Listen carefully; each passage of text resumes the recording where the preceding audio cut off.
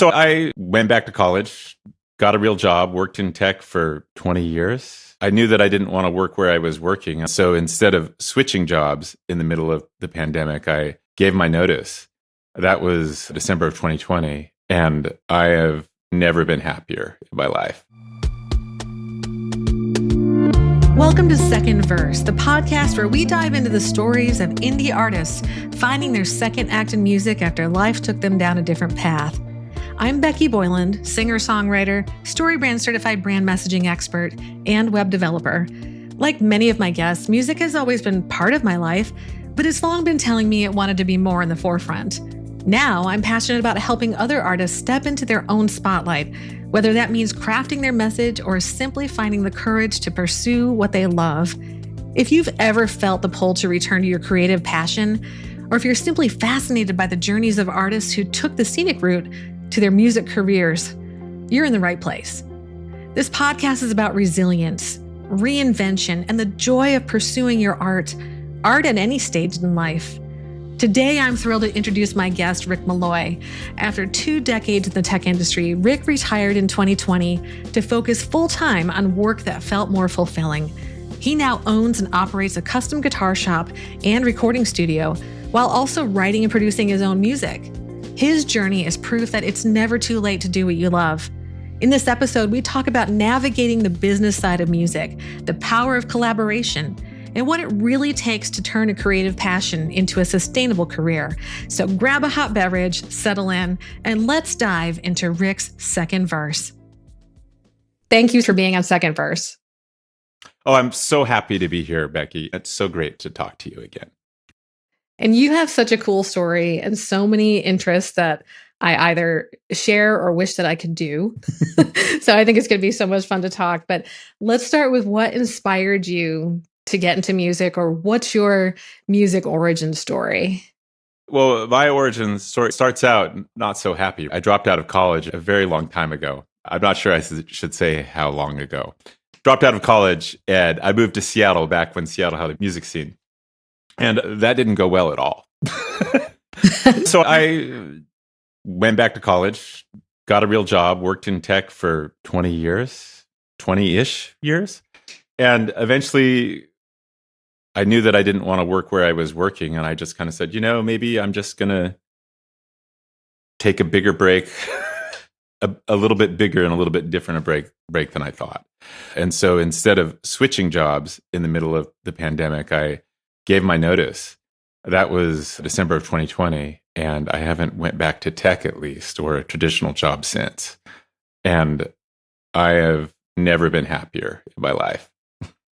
That is so amazing. And I think there was that mass exodus at that time of people getting out of the workforce for many different reasons. But I think there's no more inspiring reason than doing that gut check. Do I really want to be doing this anymore?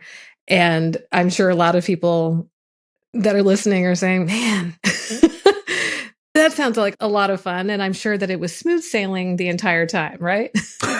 It was smooth sailing for a lot of it.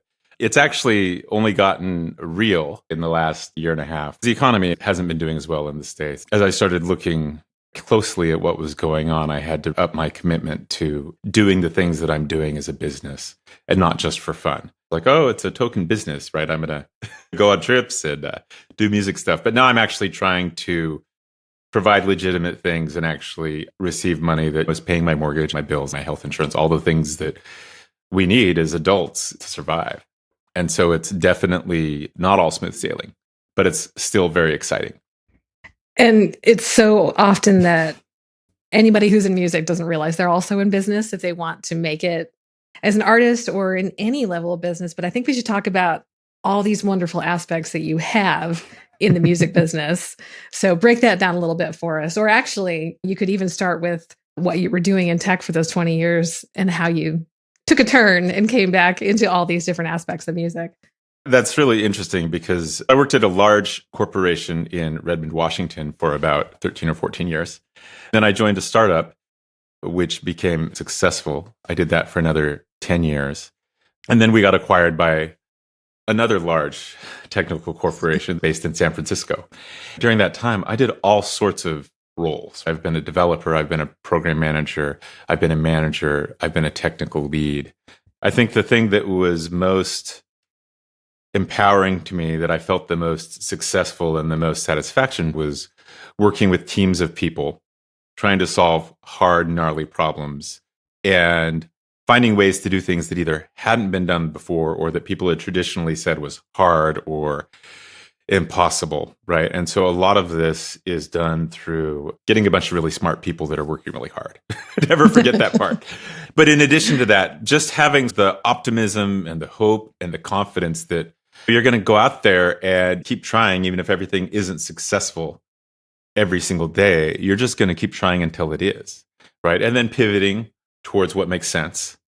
That's true in music. Like, we show up every day, try and be kind to folks, work hard, be smart, be optimistic, and try to have fun. As long as you're paying attention and mostly doing the right things and being conscious, opportunities are around if you choose to see them and take them. One of the big keys is showing up, being consistent, and being aware.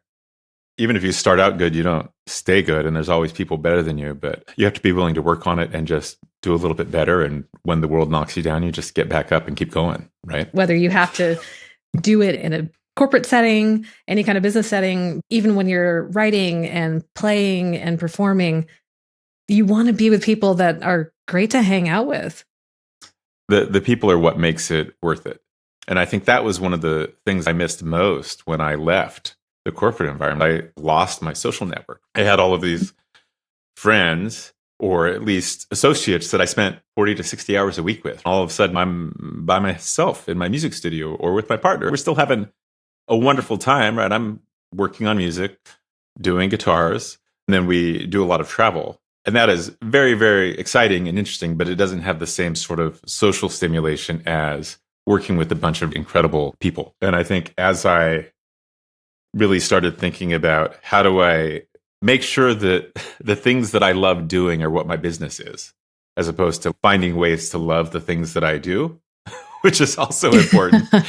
Yes. What I want to be doing is the things that I love in a way that is honorable, that makes sense, that people are willing to compensate me for those things, that feels good to everybody, right?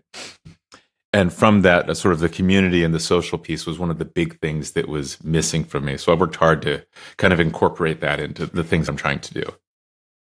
That is such a great point that I wouldn't have thought about. When we dream about doing music on the side, the idea of being alone with your hobby in your studio is just so great until you then elevate that, push it to the forefront, and you realize that there is a trade-off in doing this. It's not something that everybody aspires to do, because it would be work they'd have to figure out and learn to like. Whereas because it's our passion to love this music, that doesn't take away the work. It just makes the work a little bit different. But I think that's such a great reminder that we do have to build all that community, because it's sort of forced upon us in other business roles. Yeah.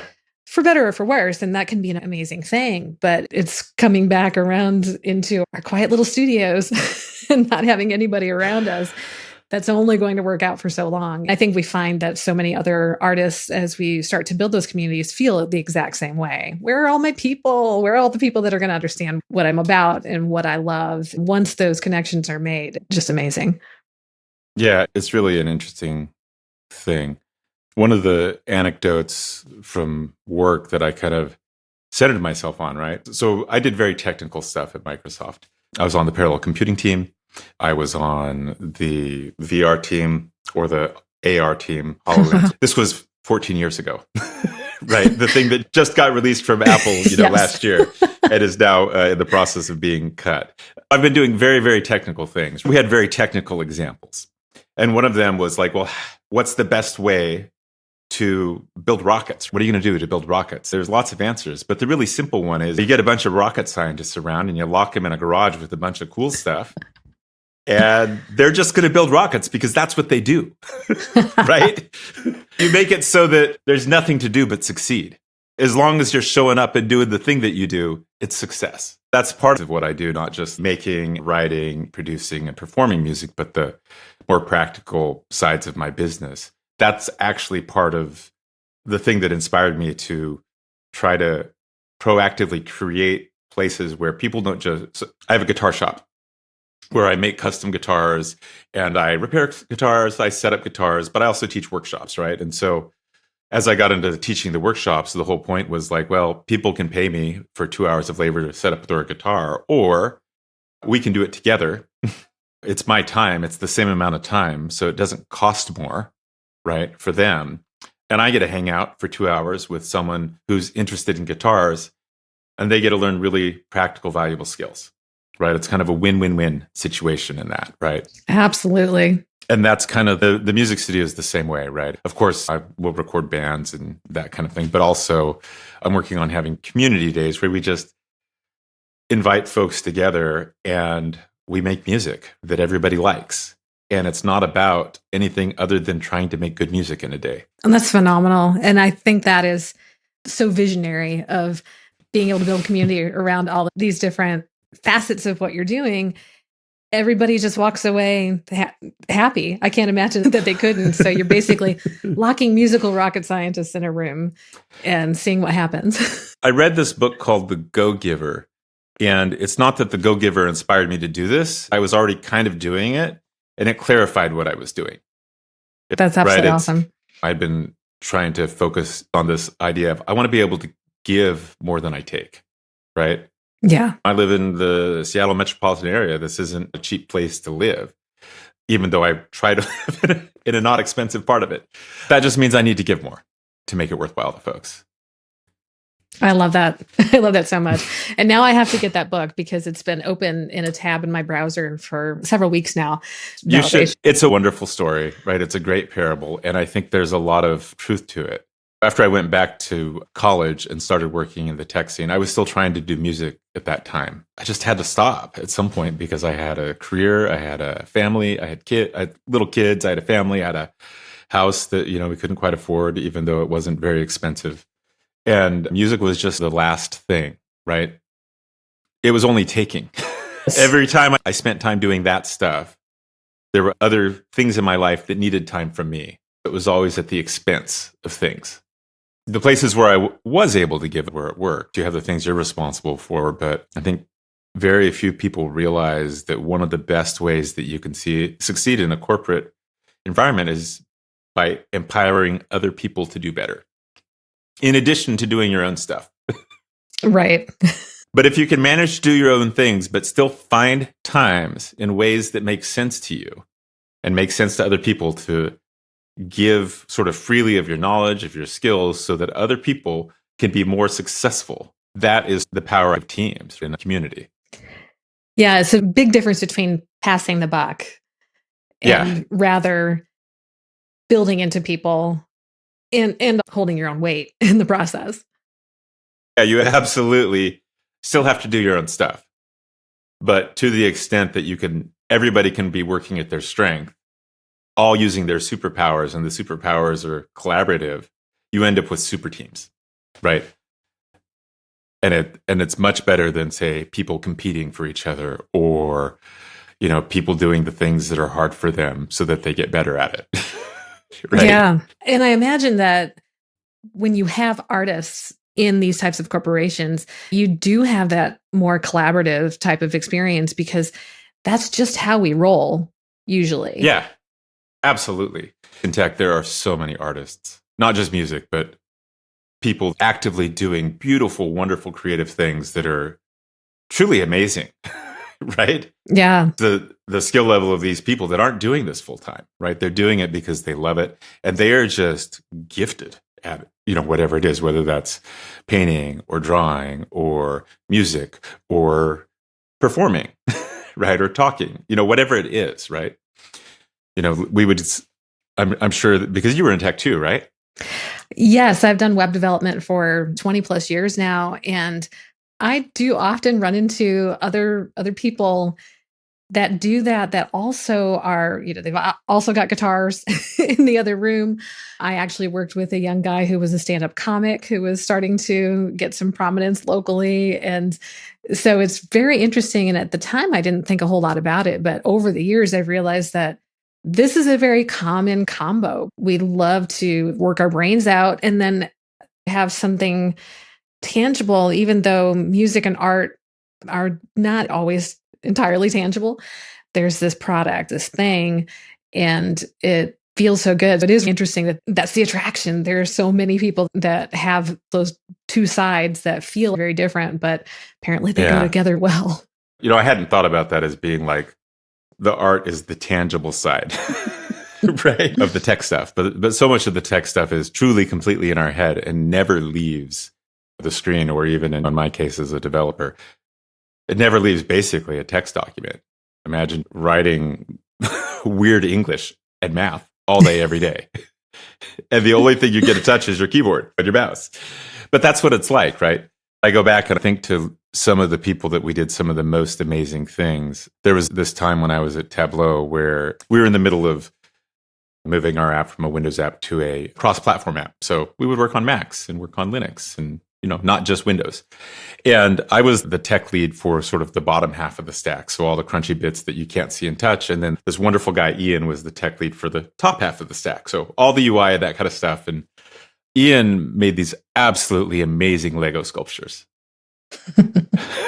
like the size of my music desk. Oh, right? Wow. And, the little things were nice too, but like just amazing. And so he retired, because he had been there much longer than I had. He retired much sooner than I did and is still retired. He's trying to work, but he does art and he's a stand-up comic now. That's awesome. Right? Speaking of, this was my most recent Lego kit.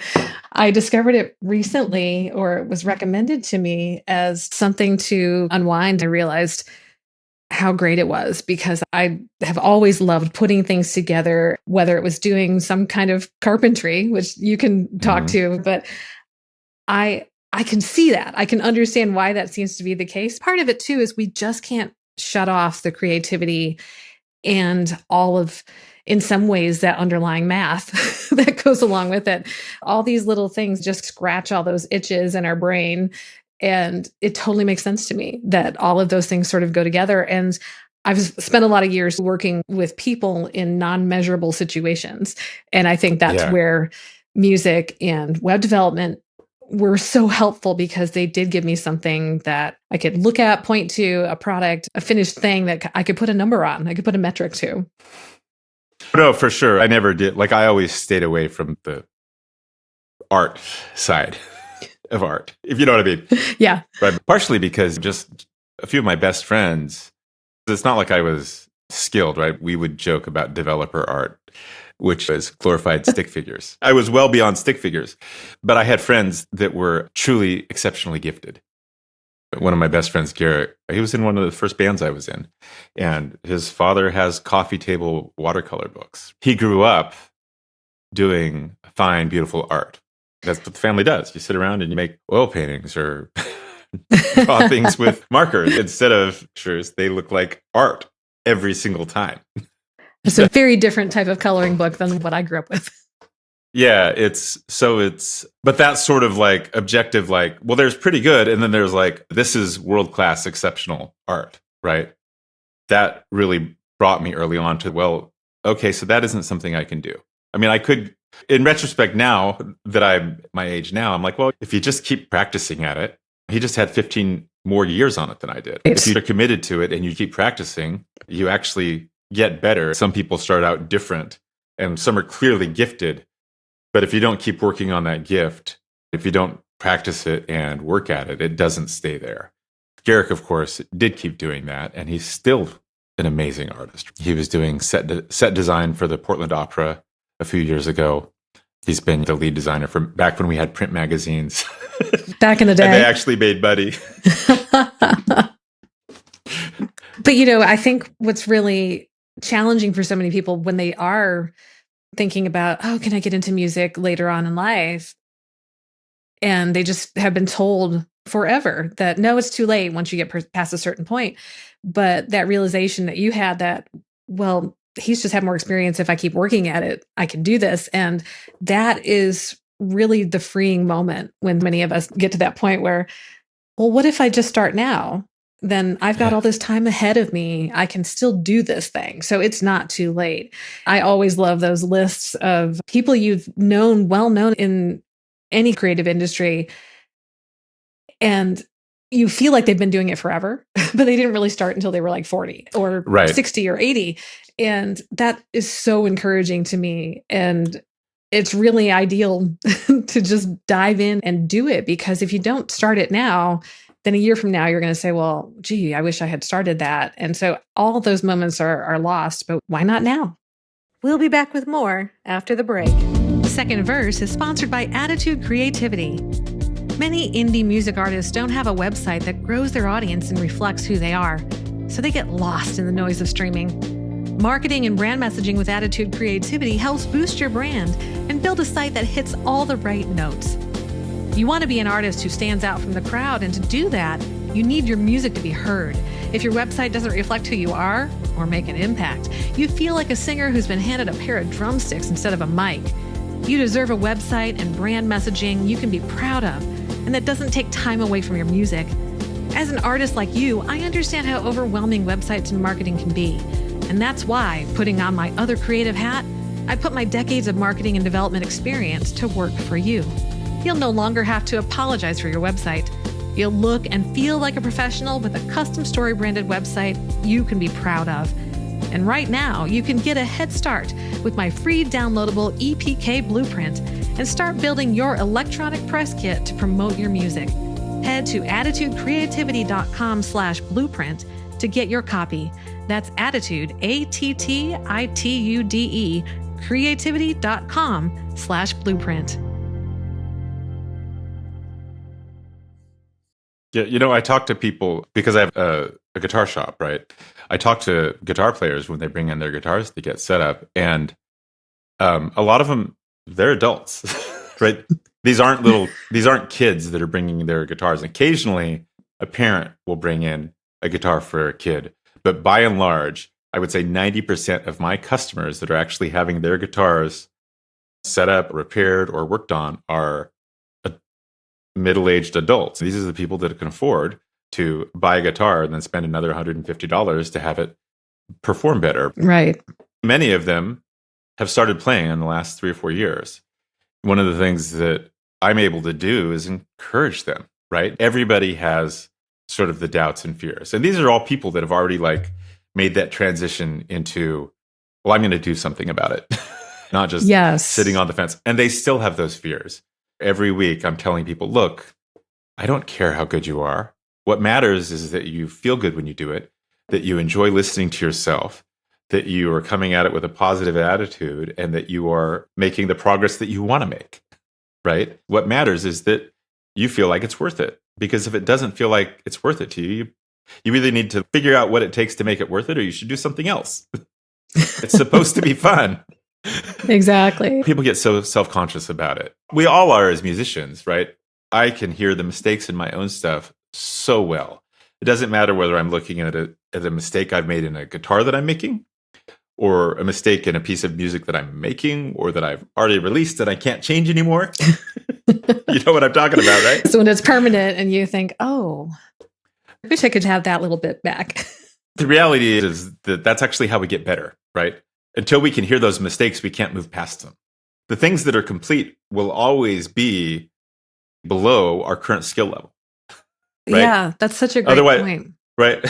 The things that are complete will almost always be below our current skill level, because hopefully we're growing, right? Yeah. Even in the things we're doing, we are working on those things that we can see and hear and feel that are not perfect. But that doesn't mean that everybody can see them or hear them or care about them. The mistakes that I see in my stuff, other people don't notice them as much because they're not as tuned into it. It's especially true when non-musicians listen to musicians perform. They just go with the feelings. They don't care that we're slightly off pitch. It has to be really bad for it to be noticeable. Right. And I think it's not only a marker of our skill to be able to hear that, but there's a growth and a maturity about it. For many years, that would just crush me. That mistake that I made in a live performance, I would dwell on that and be worried about it. At this point in my life, I can say, yes, I've done that better and call it what it is, but it doesn't ruin my day. It's just, okay, next time around, I know I'm going to do this differently. That in itself is a liberating feeling that I can have that growth in both ways as a musician and just as a maturing person. I had a customer that approached me. I'm not going to mention any names because that's not what the mistakes are about, right? He had just received this custom guitar that he had purchased from someone besides me. He reached out to me because it wasn't up to snuff. He wasn't able to play it due to some things going on with the physical stuff on the guitar. And I'm like, well, send me some pictures, right, over text, because not everybody can come to my shop right away, and I'll see what I can do about it. My first reaction was, oh my gosh, what a beautiful guitar. Wow. The customer is reaching out because there's some flaws with this thing, and they're bad enough that it's actually problematic. But the first reaction was, wow, what a beautiful guitar. I can see why you want to be able to get this playing the way that you want it to be. That's, and that's the thing, right? Is that's what people's reactions are to art when people makes it, usually, is they appreciate it. Yeah. They don't say, oh my God, what the heck is wrong with that? They say, that is so cool. We just all need to remember that, right? When we're anxious about it. It's what we're trying to get across. Since you have the tangible physical art of the instruments and then you have the music that you write, are there certain themes and feelings that you gravitate to that you want your audience and customers to really experience? So for the physical stuff, when I'm building guitars or working on guitars, my whole goal is to make the guitar sound as good as it possibly can. This primarily applies to instruments that I'm making or if I'm like replacing stuff on it, right? But that's really the first priority is the sound because it's a musical instrument, right? The next priority to me is all about, it's got to be really nice to play. So when you touch it, nothing's in the way. You're not fighting against it. It's making it easier for you to do the thing you want to do, whatever that is, whether you're a punk rocker playing your single pickup, Les Paul Jr., or a fingerstyle guitarist that really wants these, the kind of music that you make that you enjoy in your carbon fiber guitars, right? Right. Where they just have this real purity of tone, right?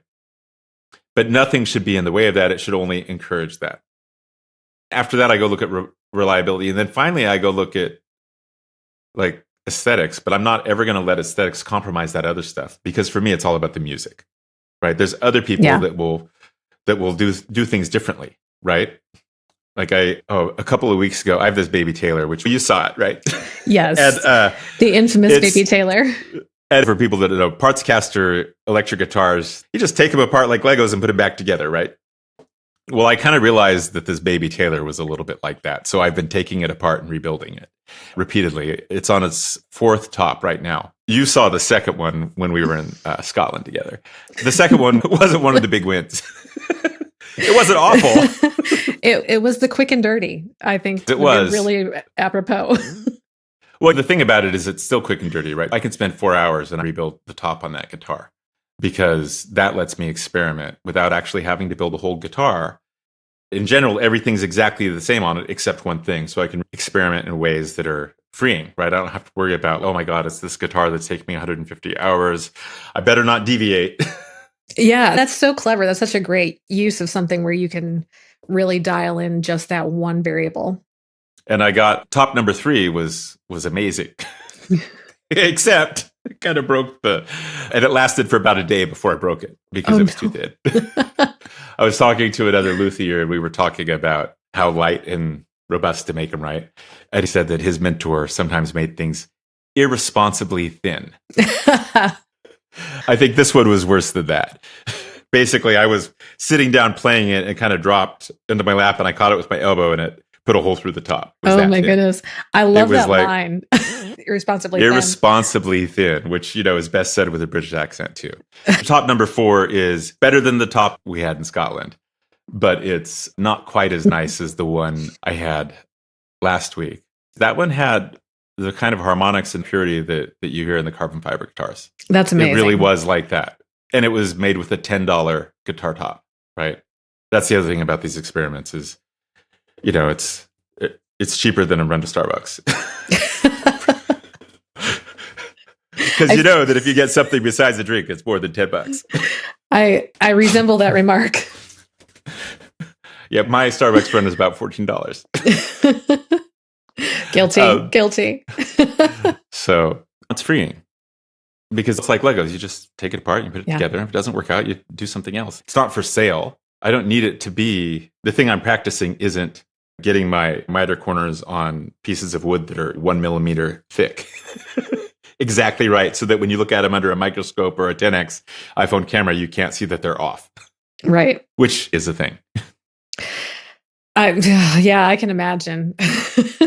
And when you were talking about the aesthetics being in their right position, that's so different because as an early guitar player, and sometimes too, this will still, get me that, but it's got to be pretty. And that's true. It does need to be pretty, but there are so many pretty guitars made at a very inexpensive level that are going to be so unplayable and so difficult for somebody who wants to learn to play. They think that guitar is too hard.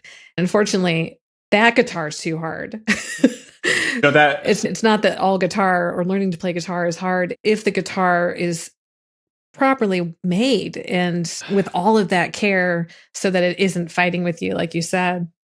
Well, even nice guitars need to be set up. And the reasons for that are very practical, right? Having a guitar business is not about making it easier for players to play guitar, unfortunately. Almost all of them are about making money. And if they aren't about making money, then they're a hobby. Right. Or there's something else. Right. But the reality is, I was talking about the Baby Taylors because that's just a really nice example. So the first thing is that for the amount of money that you spend, they're freaking great guitars. Right. Especially if you compare them to the kinds of guitars we had for the equivalent dollars back in the 80s or the 90s. Absolutely. They sound pretty good. They're relatively playable and very consistent. But the reality is they make 700 or 800 of them a week. And the margins are so thin that if one guitar gets returned, it removes the profit of multiple guitars.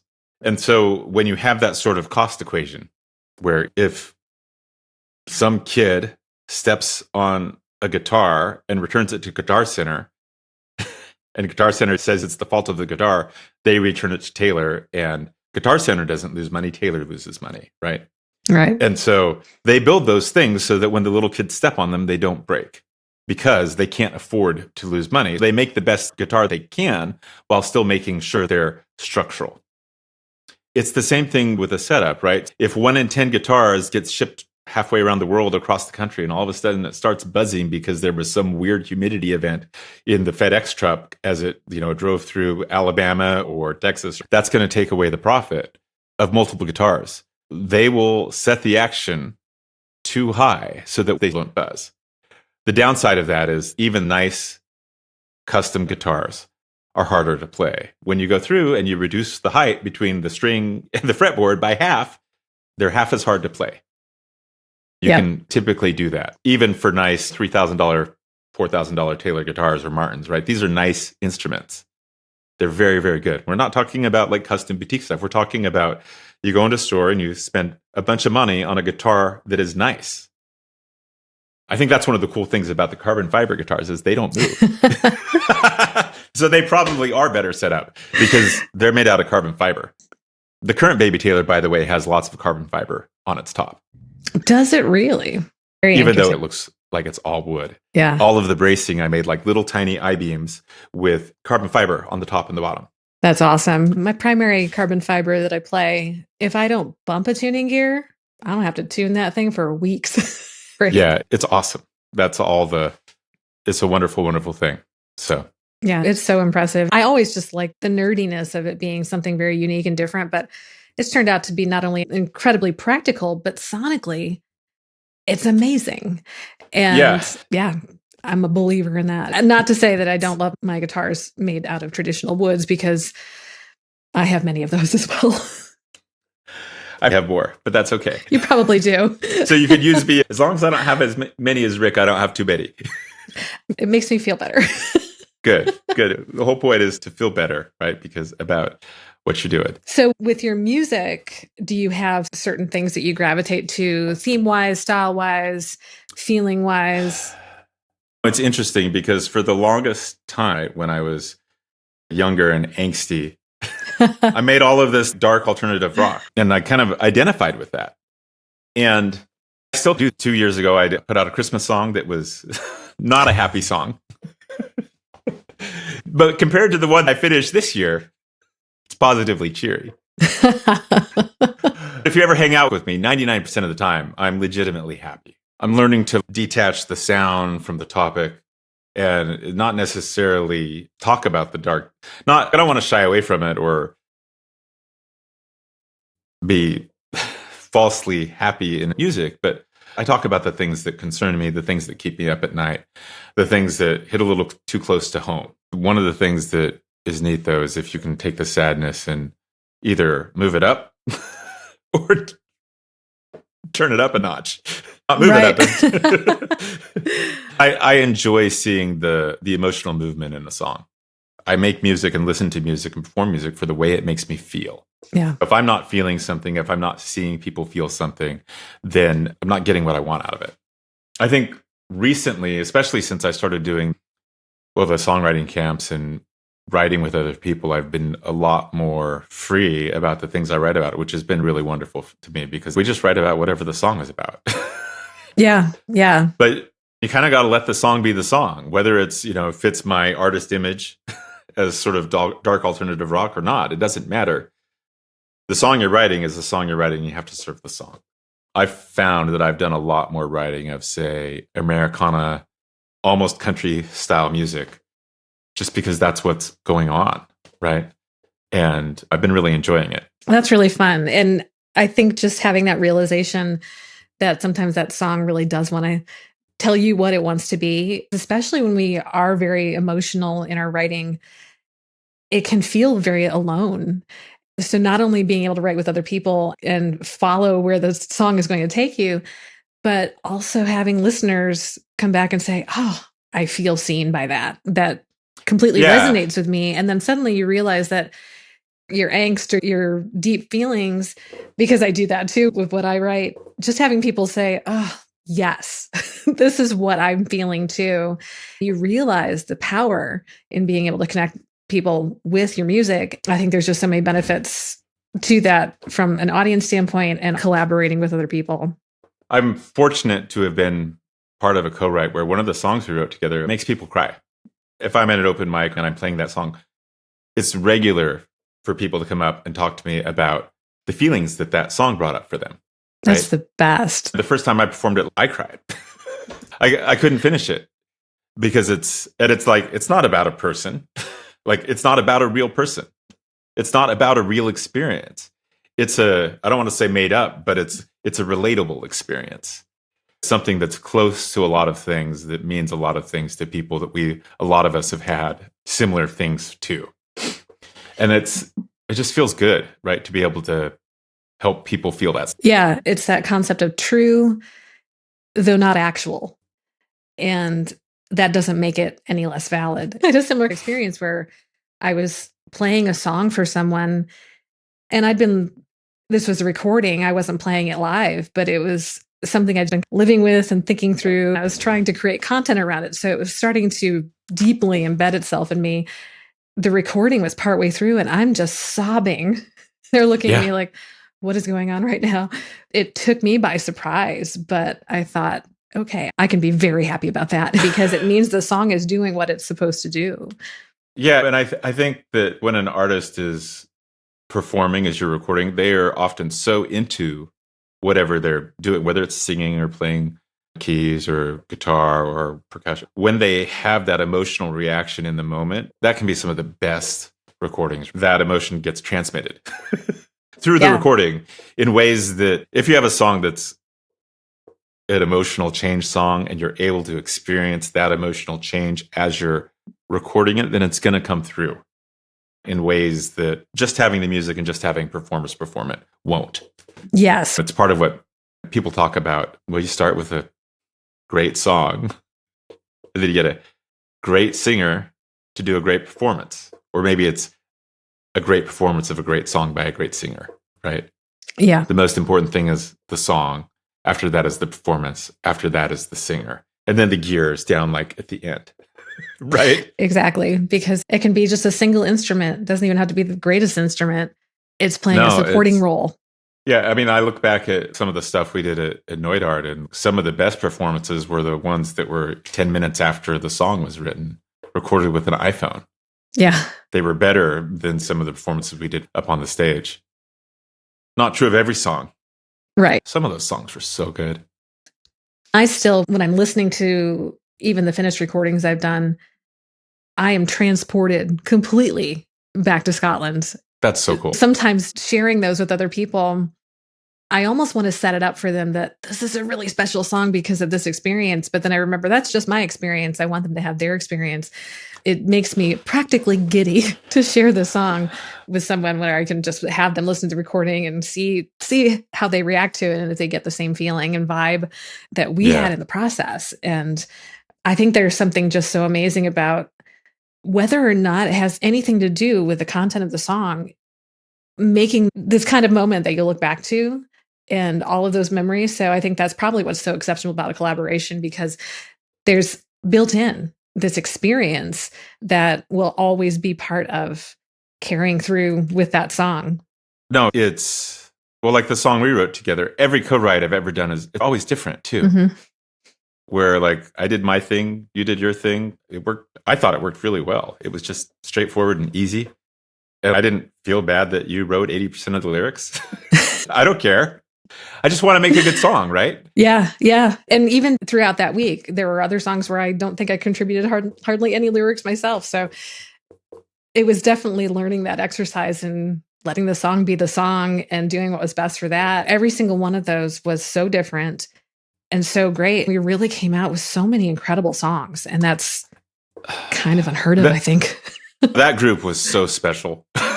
I went to another big group with more people. The thing that was cool about that group wasn't that everything was amazing. The thing that was cool about that group is we had enough people there that I think there were like 40 new songs.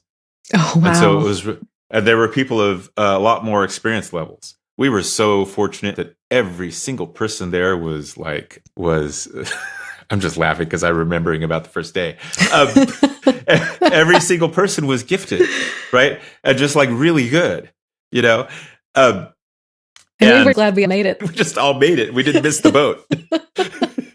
We started the adventure in a way that we will never forget, but I think that made it even better. I don't know. Survive the taxi. Well, I'm actually used to stuff like that on trips. It's not the first time where the ferry's broken down or the train's caught on fire. That's kind of a thing with me. I think the first plane ride I was ever on, I was 2 years old. Apparently, there was water in the gas, so the plane was in the middle of not flying. Fortunately, there happened to be an abandoned runway underneath, so they landed real quick and took care of it. When I was 17, I had counted all the flights I had been on, and over 50% of them had a mechanical failure or worse. Oh my goodness. So I was like, all right, whatever. I'm grateful that you are here to be able to tell those stories, because I don't think that is most people's experience. We did have lots of unexpected things just trying to get to this songwriting retreat, but it was just amazing. Yeah. I'm so delighted with the song that we came out with. Did we get to talk about the fact that you've got several shows coming up now and your indie musician career that's starting to actually support the guitars? And I know, right? I'm not used to the music part of making music costs money. I'm not used to having like, oh, I go play a show and I walk away with more cash than it costs me to put the show on. Right. Much less being paid a actually fair or reasonably good wage for my time. That's a new experience to me. The thing that happened to me was not this December, a couple months ago, but a year ago from that. I had already been going to the songwriting camps and workshops, and I was like, man, I really should play out again. Right? Basically. I was like, it would be cool if because I used to play out all the time, but I took almost 20 years off, right? And I was like, it'd be really cool to do some open mics or something like that. And then out of the blue, it wasn't a week and a half after I said that, I got this email from an ex-coworker, and I had completely forgotten about this because it just wasn't top of mind. But on my last day in the office, he had come and said, hey, Rick, because he was a friend. at work, he's like, I've been wanting to learn to play guitar. What do you think I should do? And I'm like, I don't know, go buy a Baby Taylor or a Mini Martin and go up on YouTube and watch Justin Guitar and then figure out if that's what you want to do, right? And so at this point, it was like 4 years ago. And that incident had kind of escaped my mind. Fast forward, I'm saying to myself, I want to start being at open mics again. And I get this email out of the blue from my friend. And he's like, hey, I just wanted to thank you because ever since you said that, I've been working on it and I've been playing a bunch of open mics. I'm just grateful. And so I'm like, well, I want to hear you play. Like, do you have any recordings of the open mics? And so my first reaction was like, oh my God, this guy is good after only 3 years. It's like, he's good. And my second reaction was like, hey, can I go to an open mic with you? And so we did. I started in February of 2024 going to the open mics. It was the first time I had played on any sort of stage since 2007. And I hadn't played at all between 2007 and 2002. Right. So I had a brief trial. That was too much time and I had stopped. Right. Fast forward to about 4 weeks ago, just before Christmas. And I'm like, it was cool that I've been doing open mics, but I really need to try and play some actual shows. It wasn't 2 days later that there was a couple of spots that were last minute cancels towards the end of the year at one of the places I've been doing an open mic at. And he's like, hey, does anybody want to play? I've got these slots open. And so I played my first 2-hour show, my solo show, well over 20 years, probably more like 23 years, the day after Christmas. That is so exciting. And then fast forward, and I'm like, well, that was cool. Now I got to figure out how to do more of that. And it would be really great if I could figure out how to get paid. Because the free drinks were awesome. I definitely appreciate it. But then out of the blue, I get a request for a 2-hour concert. And this isn't at a bar. This is me in a venue with chairs in front of me. Awesome. And they're writing a check to me as well. Mission accomplished. And so right. And I almost didn't do it because I had other stuff going on. I'm like, when you ask the universe for stuff and it provides it to you and it's truly what you want to do, you need to go after that. So I committed to it, even though it's a little bit scary. That was 3 weeks ago. And then a week and a half ago, I got 2 more requests for paid gigs for 3-hour shows. Phenomenal. Oh my goodness. These are at a bar. I wish I was driving distance. But they're actually like... I mean me. I know, I appreciate it. One of them is the day after Valentine's Day, and I have to learn about 25 songs before that show in 2.5 weeks. Ah. But you have to do the things that are uncomfortable for you, right?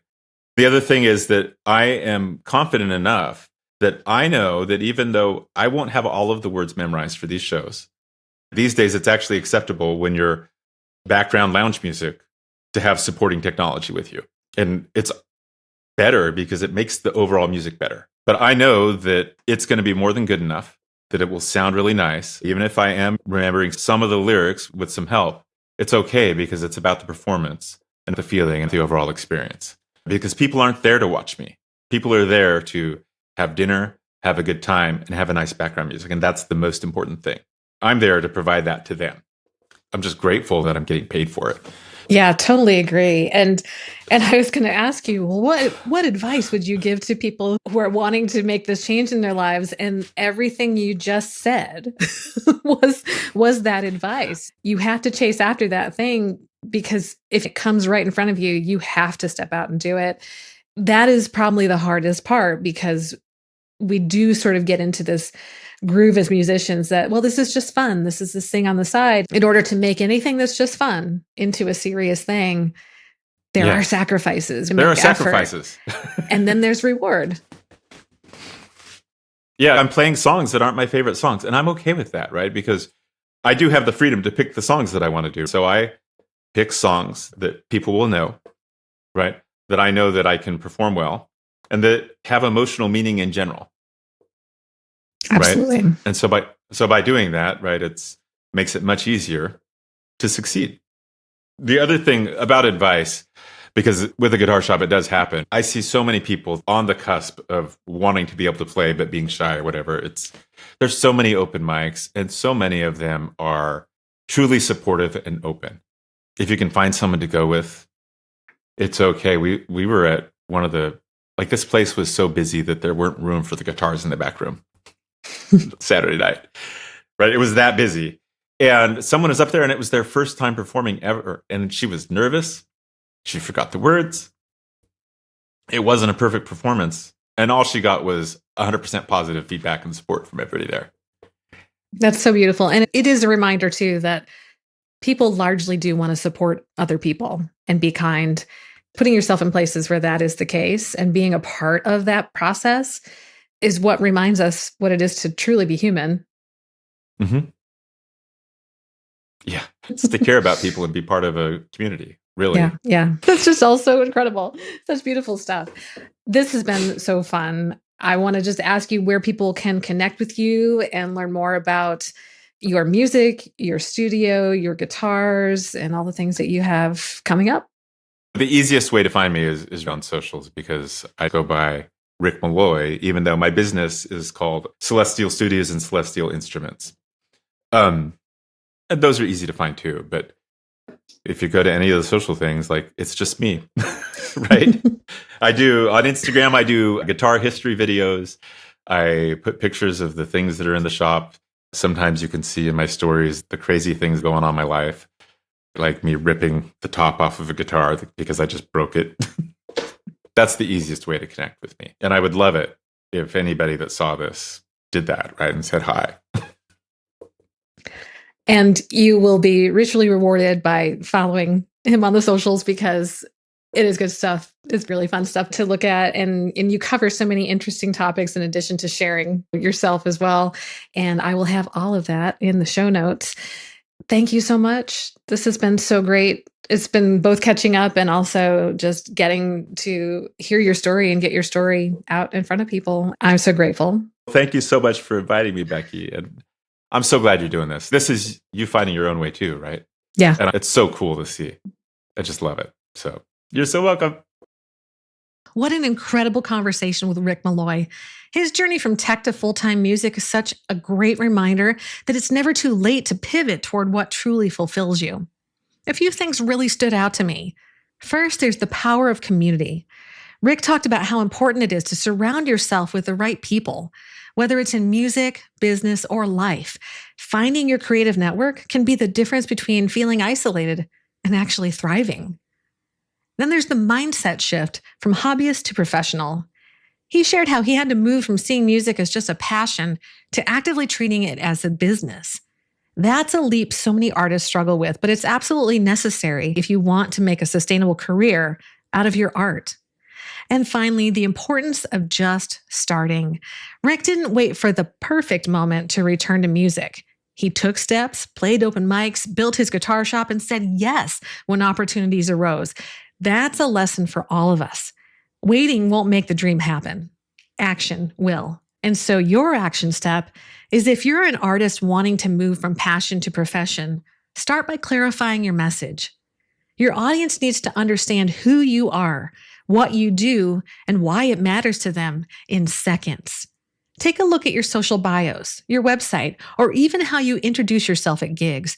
Does it clearly communicate what you offer and who you serve? If not, that's your next step. And if you need help refining that message, you know where to find me. Now, to wrap things up, Rick and I mentioned the amazing experience we both had as part of a group of songwriters at a retreat in Scotland last year. We were all so blown away by the number of incredible songs the entire group came away with. And here's the one that Rick and I co-wrote. Stick around to hear Washed Away by me, Becky Boylant, written by Rick Malloy and me. Available now wherever you stream your music. Now, you've enjoyed this episode to the end, so it would mean a lot and help the podcast to grow if you leave a rating and review. And as always, keep chasing that second verse. Hey,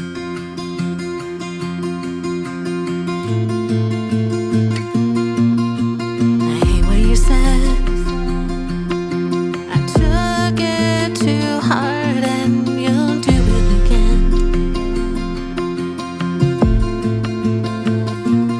I tried letting it go. It's the